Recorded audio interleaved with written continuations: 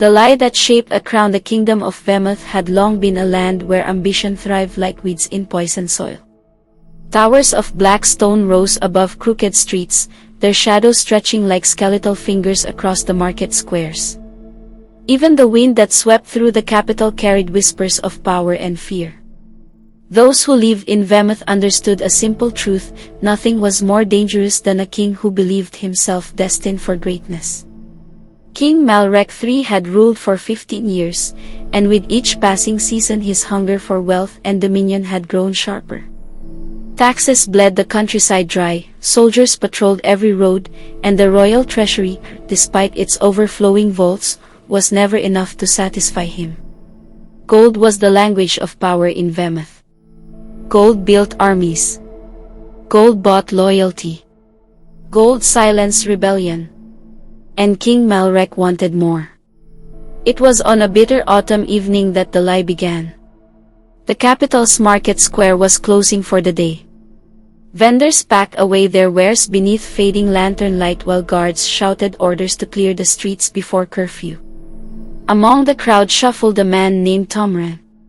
Tomran was a miller from the outer villages, a thin and anxious man whose back bent slightly from years of labor beside grinding stones. His clothes were dusted with flour and dirt, and his hands trembled from drink. He had come to the capital hoping to sell grain. Instead, he had sold a lie. The tavern called the Crooked Lantern was packed with travelers and laborers seeking warmth from the cold creeping down from the mountains. The air smelled of stale ale and smoke.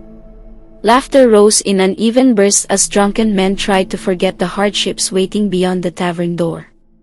Tomran sat at a corner table, his mug already empty.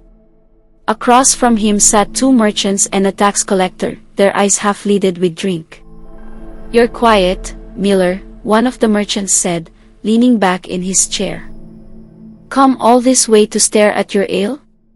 Tomran forced a smile. "Just thinking." "Thinking?" the tax collector laughed harshly.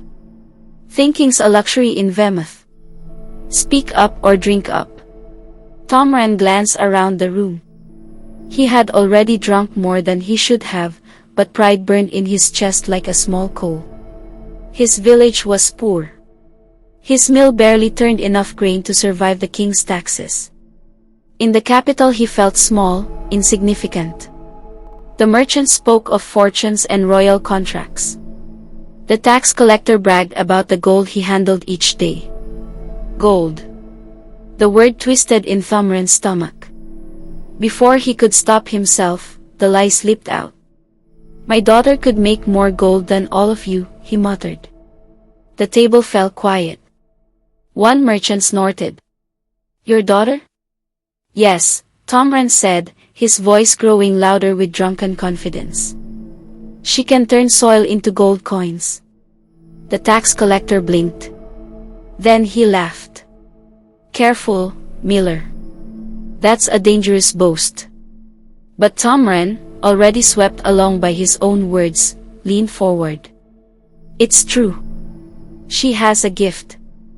The merchants exchanged amused glances. "What's her name then?" one asked. "Lysa," Tomran said. Even as the name left his lips, regret stabbed through him. But it was too late. The tax collector's smile slowly faded. Turning soil into gold, he repeated thoughtfully. His gaze sharpened. "That sounds like something His Majesty would be very interested in." A chill crept into Tomran's spine. But the tavern noise returned, and the moment passed like smoke. Or so he believed. 3 nights later, soldiers arrived at the mill. Lysa had never seen royal guards before. She was 19 years old and had spent her life in the small village of Grimdark, where the river churned beside the creaking mill wheels and the forest pressed close against the fields. Her days were simple, carrying grain sacks, tending the garden, and helping her father grind wheat for the neighboring farms. She had always believed the world beyond Grimdark was distant and unreachable. Until the soldiers came. The pounding on the door shook the house. Tomran opened it with trembling hands. Steel armor glinted in the torchlight. Four royal guards stood outside, their black cloaks bearing the crimson sigil of Vehmoth's crown. "The miller Tomren?" the captain asked. "Yes," Tomren whispered. "You and your daughter will come with us." Lysa stepped forward from the shadows of the small room. "My daughter?" Tomren stammered. "Why?" The captain's eyes were cold. "His Majesty wishes to meet the girl who turned soil into gold." Silence fell. Lysa felt the air leave her lungs. She turned slowly toward her father. "Father, what does he mean?" Thomran's face had gone pale as bone. I only said it as a joke," he whispered. But the captain had already heard enough. "You can explain that to the king." The journey to Vehmoth's capital took 2 days. The soldiers allowed little conversation. Lysa rode in silence beside her father, her thoughts twisting with dread. The road grew darker as they neared the city.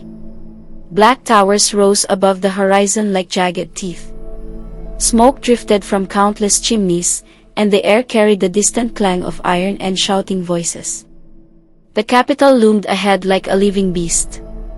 When the gates opened, Lysa felt as though she were entering its jaws. Inside the palace walls, everything was stone. Cold stone corridors. Cold stone floors. Cold stone faces watching her pass. Servants avoided her gaze. Guards walked beside her with hands resting on their swords. Her father could barely breathe. They were brought before the throne at dusk. King Malrek sat beneath a towering arch of black marble. His crown was heavy with dark jewels, and his eyes gleamed like polished obsidian. He was not an old man, but there was something worn and sharp about his features, like a blade used too many times. "So," he said slowly, his voice echoing through the chamber. "This is the girl." Lysa forced herself to kneel. "My name is Lysa of Greydell, Your Majesty." The king studied her with unsettling curiosity. "You look ordinary." She swallowed. "I am, Your Majesty." He leaned forward. "Your father tells me you possess a remarkable talent." Lysa's heart pounded. "My father was mistaken." The king's gaze shifted to Tomren. "Mistaken?" Tomren collapsed to his knees. "Your Majesty, I was drunk." "I meant no harm." Silence. The words struck the hall like thunder. Malrek stood slowly. "I am not interested in excuses." He descended the steps of the throne and stopped before Lysa. His shadow stretched across the floor.